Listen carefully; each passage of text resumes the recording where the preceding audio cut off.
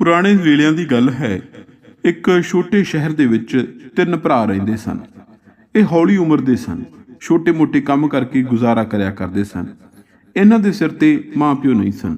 ਇਹ ਇਕੱਲੇ ਸਨ, ਯਤੀਮ ਸਨ। ਤਿੰਨੇ ਆਪਸ ਵਿੱਚ ਇੱਕ ਦੂਸਰੇ ਦਾ ਸਹਾਰਾ ਸਨ।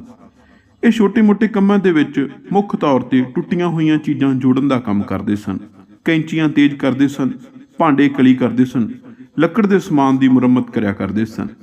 ਇਹ ਆਪਣੇ ਸ਼ਹਿਰ ਦੇ ਵਿੱਚ ਹੀ ਗਲੀ ਗਲੀ ਜਾਂਦੇ, ਹੋਕਾ ਦਿਆ ਕਰਦੇ। ਉਹ ਬਹੁਤ ਮਜ਼ਾਕੀਆ ਸੁਭਾਅ ਦੇ ਸਨ, ਖੁਸ਼ ਰਿਹਾ ਕਰਦੇ ਸਨ, ਪਰਮਾਤਮਾ ਦੀ ਰਜ਼ਾ ਦੇ ਵਿੱਚ ਰਹਿਣ ਵਾਲੇ ਸਨ। ਕਦੀ ਵੀ ਕਿਤੇ ਵੀ ਪਹੁੰਚ ਕੇ ਕਿਸੇ ਵੀ ਐਸੇ ਇਨਸਾਨ ਨੂੰ ਖੁਸ਼ ਕਰ ਸਕਦੇ ਸਨ ਜੋ ਬਹੁਤ ਦੁਖੀ ਹੋਵੇ, ਜਿਸ ਨੇ ਸਾਰੇ ਦਿਨ ਦੇ ਵਿੱਚ ਗਮ ਦੇਖੇ ਹੋਣ, ਜਿਹੜਾ ਕਿਸੇ ਗੱਲ ਤੋਂ ਬਹੁਤ ਜ਼ਿਆਦਾ ਗਮਗੀਨ ਹੋਵੇ। ਉਹ ਬੰਦਾ ਵੀ ਇਹਨਾਂ ਦੇ ਨਾਲ ਗੱਲਬਾਤ ਕਰਕੇ ਝਟਪਟ ਖੁਸ਼ ਹੋ ਜਾਂਦਾ ਸੀ। ਸੋ ਇਹਨਾਂ ਦੇ ਚਰਚੇ ਇਸ ਕਰਕੇ ਵੀ ਸਨ ਕਿ ਇਹ ਬਹੁਤ ਮਜ਼ਾਕੀਆ, ਖੁਸ਼ ਸੁਭਾਅ ਦੇ ਹਨ।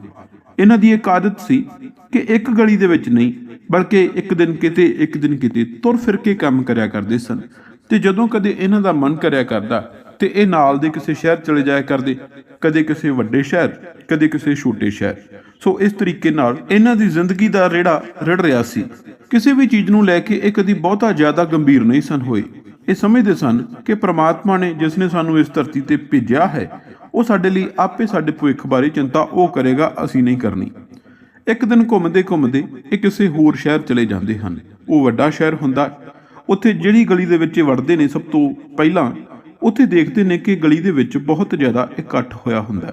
ਆਪਸ ਵਿੱਚ ਲੋਕ ਉੱਚੀ ਉੱਚੀ ਗੱਲਬਾਤ ਕਰ ਰਹੇ ਹੁੰਦੇ ਨੇ, ਬੋਲ ਰਹੇ ਹੁੰਦੇ ਨੇ। ਸਭ ਤੋਂ ਛੋਟਾ ਭਰਾ ਅੱਗੇ ਜਾ ਕੇ ਉਹਨਾਂ ਨੂੰ ਪੁੱਛਦਾ, ਭਾਈ ਕੀ ਗੱਲ ਹੋ ਗਈ?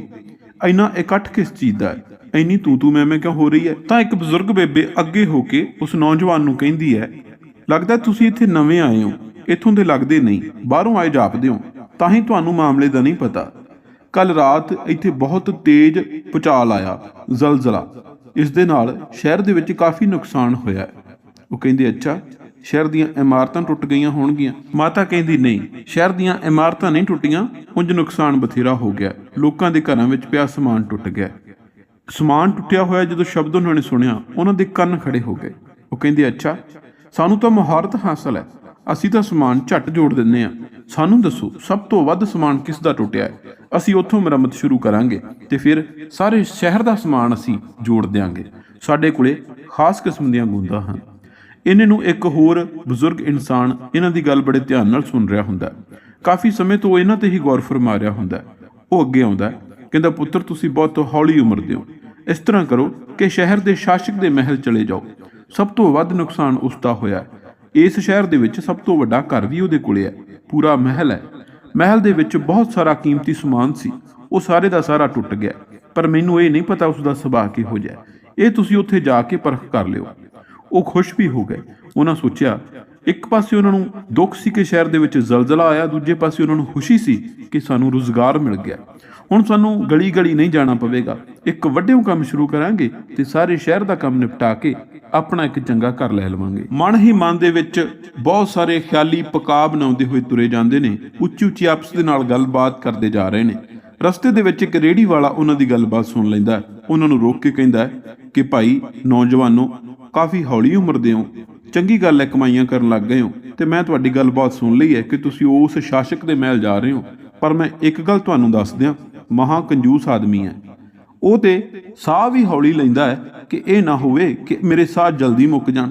ਉਸਨੇ ਤੇ ਕਿਤੇ ਚੁੱਲ੍ਹੇ 'ਚ ਫੂਕ ਮਾਰਨੀ ਹੋਵੇ ਤੇ ਉਹ ਇਸ ਗੱਲ ਤੋਂ ਨਹੀਂ ਮਾਰਦਾ ਕਿ ਮੇਰੀ ਫੂਕ ਨਾ ਕਿਤੇ ਮੁੱਕ ਜਾਵੇ। ਇਸ ਕਰਕੇ ਸੋਚ ਸਮਝ ਕੇ ਜਾਇਓ, 10 ਬੰਦਿਆਂ ਨੂੰ ਪੁੱਛ ਕੇ ਜਾਇਓ, ਪੜਤਾਲ ਕਰਕੇ ਜਾਇਓ, ਐਵੇਂ ਨਾ ਆਪਣਾ ਸਮਾਂ ਵਿਅਰਥ ਕਰ ਲਿਓ। ਪਰ ਉਸ ਵੇਲੇ ਉਹਨਾਂ ਦੇ ਮਨ ਵਿੱਚ ਕੁਝ ਹੋਰ ਕਹਾਣੀਆਂ ਚੱਲ ਰਹੀਆਂ ਸਨ, ਜਿਸ ਕਰਕੇ ਉਹਨਾਂ ਨੇ ਉਸ ਰੇਹੜੀ ਵਾਲੇ ਦੀ ਅਣਸੁਣੀ ਕਰ ਦਿੱਤੀ ਅਤੇ ਉਸ ਮਹਿਲ ਵੱਲ ਨੂੰ ਚਾਲੇ ਪਾ ਦਿੱਤੇ।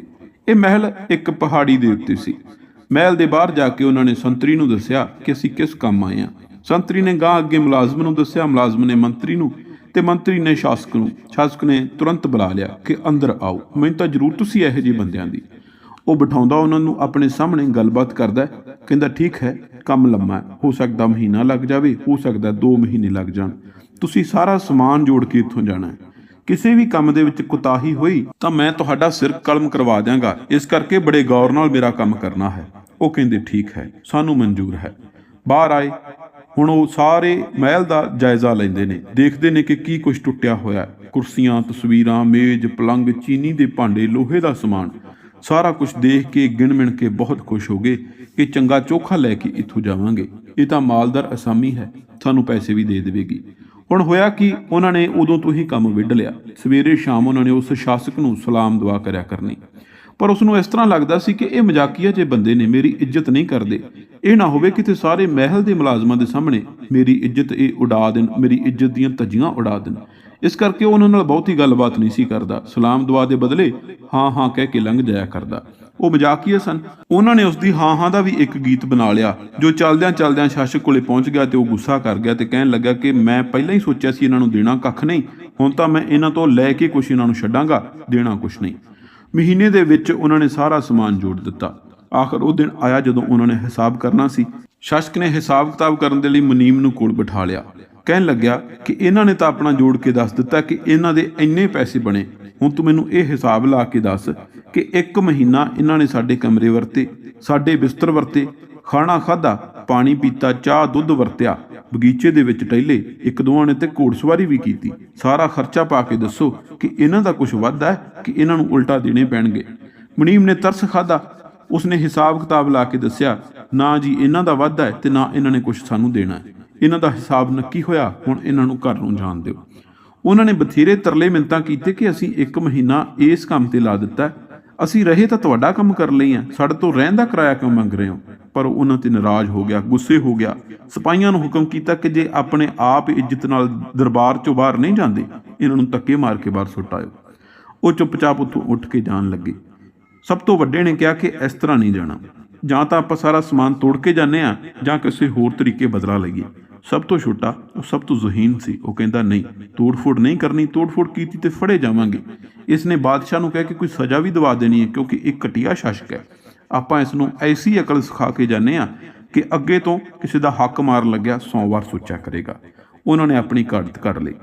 ਉਹ ਮਹਿਲ ਤੋਂ ਬਾਹਰ ਨਹੀਂ ਗਏ, ਉੱਥੇ ਬਗੀਚੇ ਦੇ ਵਿੱਚ ਲੁਕ ਗਏ ਤੇ ਉਹਨਾਂ ਨੇ ਰਾਤੋਂ ਰਾਤ ਜੋ ਕੁਝ ਕਰਨਾ ਸੀ ਉਹ ਕਰ ਦਿੱਤਾ। ਹੁਣ ਦਿਨ ਚੜ੍ਹਿਆ। ਜਦੋਂ ਸ਼ਾਸਕ ਸਵੇਰੇ ਚਾਹ ਪੀਣ ਆਇਆ ਤਾਂ ਉਸਨੇ ਦੇਖਿਆ ਕਿ ਉਸਦੇ ਮੇਜ਼ ਤੇ ਚਿੱਠੀ ਪਈ ਹੈ।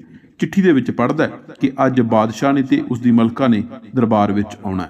ਉਸਨੇ ਆਪਣਾ ਕਰ ਵਸੂਲਣ ਆਉਣਾ।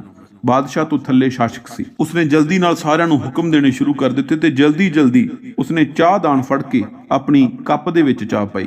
ਉਹ ਕੇਤਲੀ ਸੀ। ਕੇਤਲੀ ਨੂੰ ਉਹਨਾਂ ਨੇ ਰਾਤ ਨੂੰ ਸ਼ਰਾਰਤ ਕਰਕੇ ਗੂੰਦ ਲਾ ਦਿੱਤੀ ਸੀ ਤੇ ਐਸੀ ਗੂੰਦ ਜਿਹੜੀ ਕਿਸੇ ਵੀ ਹਾਲ ਦੇ ਵਿੱਚ ਉਸਦਾ ਹੱਥ ਨਹੀਂ ਸੀ ਛੱਡਣ ਵਾਲੀ। ਉਸਦਾ ਹੱਥ ਚਿਪਕ ਗਿਆ। ਉਸ ਨੂੰ ਸਮਝ ਨਾ ਆਵੇ ਕੀ ਹੋ ਗਿਆ। ਉਹ ਕਵੇ, ਨਜੂਮੀ ਬੁਲਾਓ, ਕਿਸੇ ਜਾਦੂ ਵਾਲੇ ਨੂੰ ਬੁਲਾਓ, ਮੇਰੇ ਉੱਤੇ ਕਿਸੇ ਨੇ ਟੂਣਾ ਕਰ ਦਿੱਤਾ ਹੈ, ਮੇਰਾ ਹੱਥ ਪੱਕੇ ਤੌਰ ਤੇ ਜੁੜ ਗਿਆ ਤੇ ਸ਼ਾਮ ਨੂੰ ਅੱਜ ਬਾਦਸ਼ਾਹ ਨੇ ਆਉਣਾ ਹੈ, ਮਲਕਾ ਨੇ ਆਉਣਾ ਹੈ, ਮੈਂ ਉਹਨਾਂ ਦਾ ਇਸਤਕਬਾਲ ਕਿਸ ਤਰ੍ਹਾਂ ਕਰਾਂਗਾ। ਇੰਨਾ ਹੀ ਨਹੀਂ, ਕਾਹਲੀ ਦੇ ਵਿੱਚ ਉਹ ਹੱਲ ਕਰਨ ਦੇ ਲਈ ਜਦੋਂ ਇੱਧਰ ਉੱਧਰ ਭੱਜ ਰਿਹਾ ਸੀ, ਅਚਾਨਕ ਉਸਦੇ ਦੋਵੇਂ ਪੈਰ ਪਾਏਦਾਨ ਦੇ ਨਾਲ ਜੁੜ ਗਏ। ਹੁਣ ਉਸ ਨੂੰ ਇਹ ਵੀ ਸਮਝ ਨਹੀਂ ਆ ਰਹੀ ਕਿ ਇਹ ਕੀ ਵਾਪਰ ਰਿਹਾ। ਉਸ ਨੂੰ ਕੋਲ ਸਿਆਣੇ ਮੰਤਰੀ ਨੇ ਕਿਹਾ ਕਿ ਹੁਣ ਤੁਰਨ ਦੀ ਕੋਸ਼ਿਸ਼ ਨਾ ਕਰੀ, ਜੇ ਆਪਣੇ ਪਲੰਘ ਤੱਕ ਜਾਣਾ ਹੈ ਤੇ ਡੱਡੂ ਵਾਂਗੂ ਦੋਵੇਂ ਪੈਰ ਚੁੱਕ ਕੇ ਛਾਲਾ ਮਾਰਦਾ ਉੱਥੇ ਜਾ। ਬਹੁਤ ਜ਼ਿਆਦਾ ਦੁਖੀ ਹੋ ਗਿਆ, ਪਰੇਸ਼ਾਨ ਹੋ ਗਿਆ ਕਿ ਮੇਰੇ ਨਾਲ ਵਾਪਰ ਕੀ ਰਿਹਾ ਹੈ। ਇਹਨੇ ਨੂੰ ਉਹਨੂੰ ਖਬਰ ਮਿਲੀ ਕਿ ਸ਼ਾਮ ਨੂੰ ਨਹੀਂ, ਬਾਦਸ਼ਾਹ ਤਾਂ ਬਾਹਰ ਦਰਵਾਜ਼ੇ ਤੇ ਪਹੁੰਚ ਵੀ ਗਿਆ। ਕਾਹਲੀ ਦੇ ਵਿੱਚ ਉਸਨੇ ਇੱਕ ਪੈਰ ਤਾਂ ਪੁੱਟ ਲਿਆ, ਪਰ ਇੱਕ ਪੈਰ ਨਾਲ ਪਾਏਦਾਨ ਅਜੇ ਵੀ ਲੱਗਾ ਰਿਹਾ ਸੀ। ਇਹ ਵੀ ਉਹਨਾਂ ਨੇ ਜਾਣਬੁੱਝ ਕੇ ਕੀਤਾ ਸੀ ਕਿ ਉਸ ਨੂੰ ਤੁਰਨ ਦੇ ਵਿੱਚ ਔਖ ਨਾ ਆਵੇ, ਪਰ ਪਾਏਦਾਨ ਦੇ ਨਾਲ ਉਸਦਾ ਇੱਕ ਪੈਰ ਜੁੜਿਆ ਰਹੇ ਤਾਂ ਕਿ ਉਸਦੀ ਰੱਜ ਕੇ ਬੇਇੱਜ਼ਤੀ ਹੋਵੇ। ਹੁਣ ਜਦੋਂ ਭੱਜ ਕੇ ਉਸਨੇ ਆਪਣੇ ਸਿਰ ਤੇ ਪਹਿਨਣ ਵਾਲਾ ਹੈਟ ਪਹਿਨਿਆ, ਜਿਸ ਨੂੰ ਟੋਪ ਕਹਿੰਦੇ ਨੇ, ਤਾਂ ਉਹਦੇ ਵਿੱਚ ਵੀ ਗੂੰਦ ਸੀ। ਹੁਣ ਜਦੋਂ ਉਹ ਦਰਵਾਜ਼ੇ ਤੇ ਜਾ ਕੇ ਝੁੱਕ ਕੇ ਸਲਾਮ ਕਰ ਰਿਹਾ ਸੀ ਤਾਂ ਉੱਥੇ ਕਾਇਦੇ ਦੇ ਮੁਤਾਬਕ ਉਸਨੇ ਆਪਣਾ ਟੋਪ ਉਤਾਰ ਕੇ ਸਲਾਮ ਕਰਨਾ ਸੀ, ਪਰ ਜਦੋਂ ਟੋਪ ਨੂੰ ਉਤਾਰਨ ਲਈ ਉਸਨੇ ਹੱਥ ਮਾਰਿਆ ਤਾਂ ਟੋਪ ਵੀ ਨਹੀਂ ਉਤਰਿਆ। ਬਾਦਸ਼ਾਹ ਨੂੰ ਗੁੱਸਾ ਵੀ ਆਇਆ।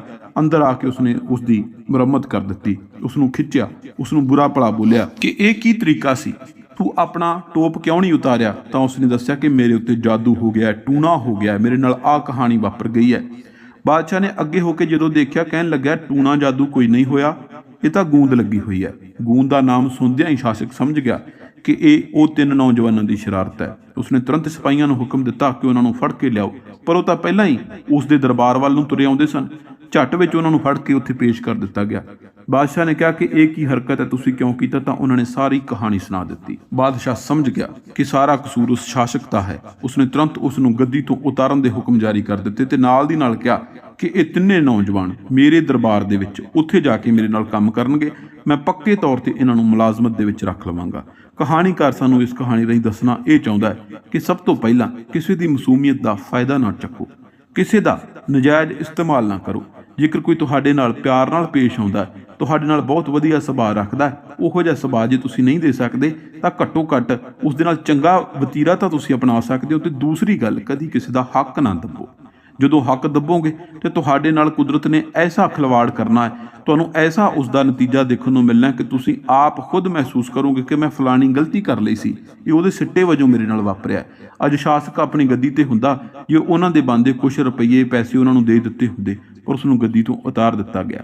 ਤੇ ਉਧਰ ਉਹ ਲੋਕ ਜਿਨ੍ਹਾਂ ਨੇ ਉਸ ਦਾ ਕੰਮ ਕਰਕੇ ਬਾਅਦ ਵਿੱਚ ਇਹ ਸੋਚਿਆ ਕਿ ਹੁਣ ਇਸ ਦਾ ਨੁਕਸਾਨ ਨਹੀਂ ਕਰਨਾ ਪਰ ਇਸ ਨੂੰ ਅਕਲ ਸਿਖਾਵਾਂਗੇ, ਉਹਨਾਂ ਨੇ ਦਿਮਾਗ ਤੋਂ ਕੰਮ ਲਿਆ ਤੇ ਉਹਨਾਂ ਨੂੰ ਪੱਕੇ ਤੌਰ ਤੇ ਮੁਲਾਜ਼ਮਤ ਮਿਲ ਗਈ। ਇਸ ਕਰਕੇ ਕਦੀ ਕਿਸੇ ਦਾ ਮਾੜਾ ਨਾ ਕਰੋ, ਕਦੀ ਕਿਸੇ ਦਾ ਹੱਕ ਨਾ ਦੱਬੋ।